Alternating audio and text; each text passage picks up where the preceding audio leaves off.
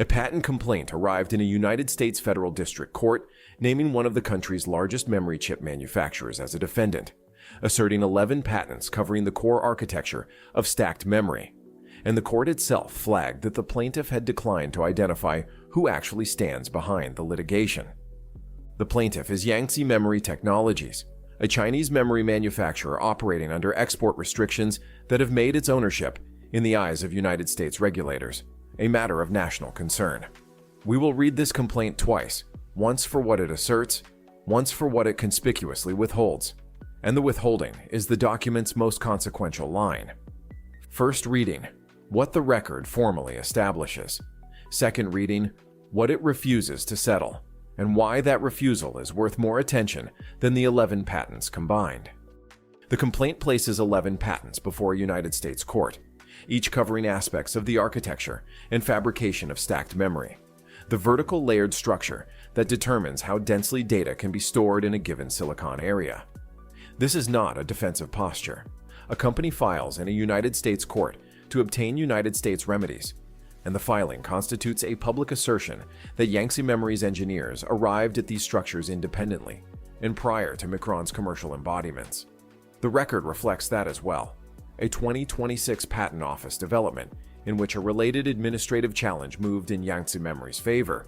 A procedural data point, the filing's overall posture invites the reader to notice, because it suggests the patents have survived at least some scrutiny of their validity. Read plainly, the complaint is a technology company asserting that it invented something, that a competitor is using it, and that it would like a United States court to say so on the record. The 11 patents are the document's argument. They are real, numbered, granted by a patent authority, and now entered into litigation. The filing's 11 patent enumeration is unusually specific for an opening complaint. Plaintiffs sometimes hold patents in reserve, filing on a subset and amending later.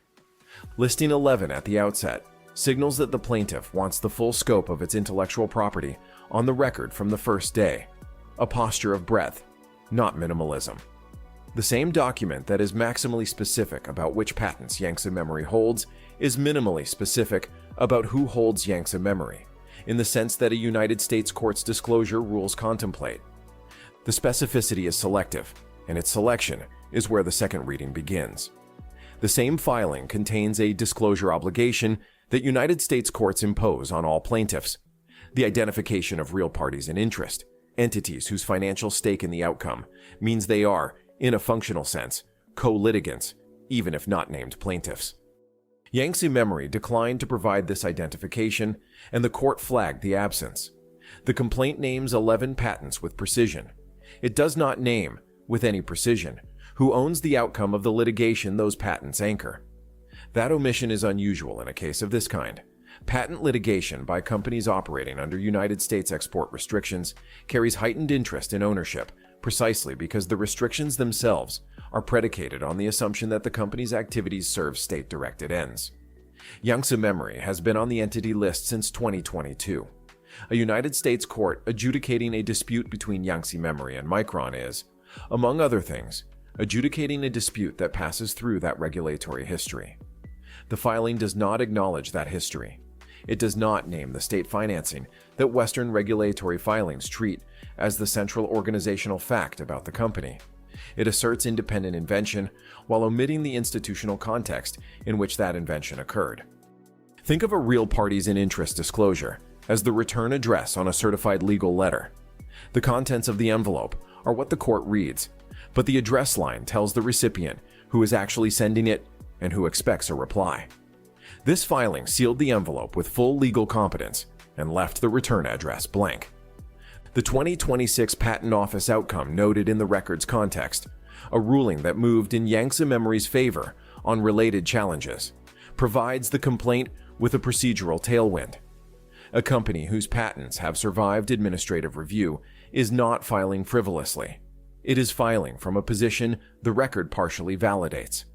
The record does not establish whether that administrative review examined the provenance of the underlying research, the institutions, funding sources, and talent pipelines through which the inventions were developed.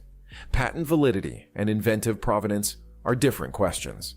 The filing answers the first, and the record, at present, does not reach the second.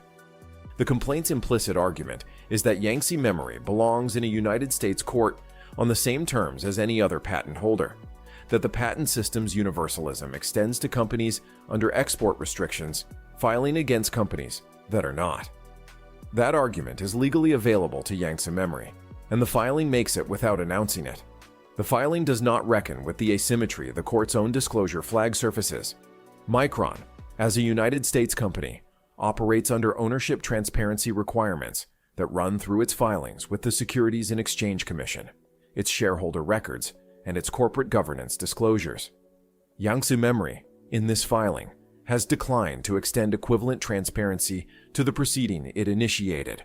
The record notes the asymmetry without resolving it. The decisive silence is not in the patent claims themselves. It is in the space where the real parties in interest disclosure would appear, and in the gap between what that space contains and what a court and a regulator would want it to contain. The complaint does not settle whether the ownership disclosure gap reflects a deliberate litigation strategy, a legal judgment about what the rules require, or a procedural dispute about the scope of the disclosure obligation itself. An absent clause is not evidence of intent. It is evidence of absence, and the record does not reach behind the absence to explain it. The Patent Office outcome referenced in the record's context is a procedural development, not a final merits determination. The record does not establish how the underlying litigation will resolve, whether the patents will survive full validity challenge, or whether Micron's accused products will ultimately be found to infringe. The record is also incomplete in the way that early-stage litigation documents are incomplete. Micron's response, any amended disclosures, and the court's eventual ruling on the real parties in interest question are all documents that do not yet exist in the public record. The complaint establishes its patents and leaves its ownership undeclared, and a close reading that treats either of those facts as the whole story has not finished reading the document. What the record plainly establishes is that Yangtze Memory filed an aggressive, carefully enumerated patent complaint against one of the United States' largest memory manufacturers, and that the same filing declined to make the ownership disclosure a United States court requested. The document is a confident assertion of inventive priority that withholds, in the same pages, the institutional answer to the question of whose priority it is. The wall the export regime erected around Yangtze Memory's access to Western equipment appears indirectly in every line of a complaint that has to litigate on American soil, without naming who stands behind the litigation. The response to that wall is in the margins of the filing, not stated, but present in the choice of what to enumerate and what to leave blank. The 11 patents are on the record. What remains off it is the document the court asked for and did not receive. The next document worth reading closely is whatever Micron files in response, specifically whether it challenges the real parties in interest gap directly, and what that challenge, if made, forces into the open record. If you want to read that filing when it appears, and work through what it says, and what it will almost certainly decline to say, subscribe and turn on notifications, and we will read it together.